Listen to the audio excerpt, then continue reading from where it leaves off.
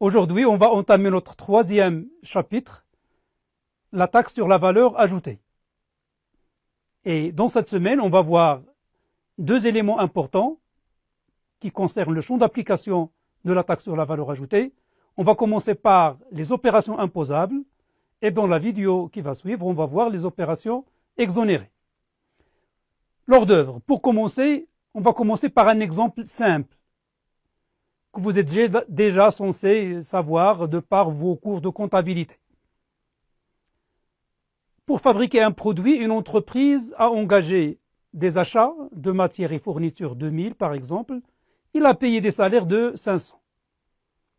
Et il vend à 2000 dirhams. Il a gagné donc 500. On a deux méthodes de calculer la taxe sur la valeur ajoutée. La méthode de la valeur ajoutée et la méthode de l'intermédiation-récupération. La première méthode de la valeur ajoutée. Ma production, qui consiste dans ma vente ici de 1000 dirhams, ma consommation intermédiaire, c'est les achats 1000 dirhams, j'ai ajouté à mes matières et fournitures une valeur de 1000 dirhams, qui consiste en le salaire et la marge bénéficiaire. Cette valeur ajoutée serait taxée à 20%. Et donc, la taxe sur la valeur ajoutée, c'est 1000, la valeur ajoutée, fois 20%, le taux de la valeur ajoutée, est égal à 200. Deuxième méthode, la méthode de l'intermédiation, c'est-à-dire l'entreprise n'est qu'un intermédiaire entre ses clients et le trésor. Lorsque l'entreprise vend, il a une TVA sur le vente de 2000 fois 20% est égal à 400. Mais elle avait déjà payé la taxe sur les achats, soit 1000 fois 20%, ça donne 200. Donc, il a collecté 400 et il a déjà payé 200. En principe, il devrait payer à l'État 400, ce qu'il a collecté, mais il se trouve qu'il a déjà payé à l'État, via son fournisseur de matières et fournitures, 200. Donc, il ne va payer que 400 moins 200, soit 200. Qu'est-ce qu'on a ici? On a une opération imposable, on va voir les opérations imposables. On a une base imposable, on va voir comment déterminer la base imposable. On a un taux, on va voir les différents taux. On a une taxe exigible, on va voir comment la calculer. Et on a une déduction, on va voir les règles de pratique de déduction. Et on a une taxe due, c'est le contenu de ce chapitre qu'on va voir.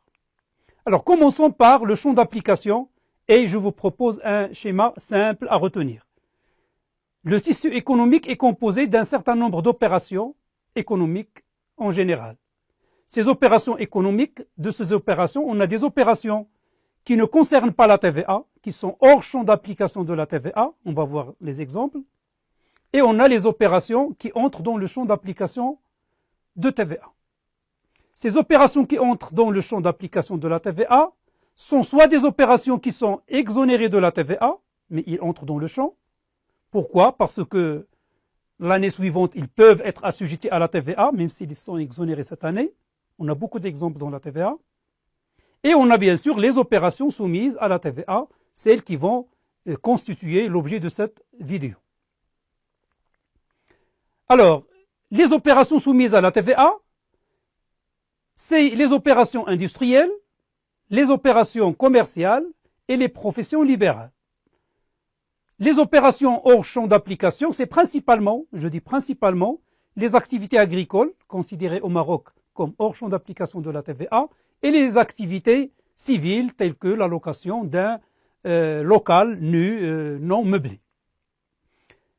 Les personnes soumises à la TVA, alors la TVA vise les personnes qui se livrent à des opérations taxables. On va dire que la TVA s'intéresse plus aux opérations qu'aux personnes. Pourquoi? Parce que les personnes seront assujetties à la TVA, qu'elles soient physiques ou morales, que l'opération soit réalisée de manière permanente ou occasionnelle, comme on va voir pour le cas de la livraison à soi-même, que cela s'agisse d'une vente ou d'un échange ou d'une livraison à soi-même, par mesure de neutralité, et que l'opération soit bénéficiaire ou déficitaire. On parle de valeur ajoutée et non pas de bénéfice. On parle de taxe sur la valeur ajoutée et non pas d'impôt sur les bénéfices des sociétés. Alors, les opérations imposables, on va voir qu'il y a des opérations obligatoirement imposables à la TVA et des opérations qui, quand même ils sont exonérés, ils auront droit à être soumises à la TVA. Comme quoi être soumis à la TVA est un droit, eh bien c'est vrai au Maroc, c'est un droit d'être taxé, même si on est exonéré. Ça paraît un peu humoriste, mais c'est vrai, on va voir cela tout à l'heure. Alors, les opérations obligatoirement imposables, les obligations obligatoirement imposables, il s'agit des livraisons de biens corporels et incorporels, il s'agit des livraisons de biens immeubles, il s'agit aussi des livraisons réalisées par les commerçants grossistes, mais aussi les commerçants détaillants dont le chiffre d'affaires dépasse les 2 millions de dirhams. Et donc, on va voir que la plupart des opérations économiques restent assujetties à la TVA. Alors, les opérations obligatoirement imposables, comme cas particulier, qu'est-ce qu'on a? On a la livraison à soi-même. C'est quoi une livraison à soi-même? C'est lorsqu'une personne obtient un bien à partir de ses propres moyens. Et donc, il se livre à lui-même. Par exemple, je construis mon siège social par mes propres moyens au lieu de le sous-traiter à une entreprise prestataire. Et dans ce cas, c'est une consommation finale pour moi. Et donc, cette consommation finale pour moi est une opération imposable puisque je suis consommateur final. Ce n'est pas une consommation intermédiaire. Et la livraison à soi-même est imposable par souci de neutralité, parce que si on exonère la livraison à soi-même, tout le monde va construire ses immeubles par ses propres moyens pour échapper à la TVA.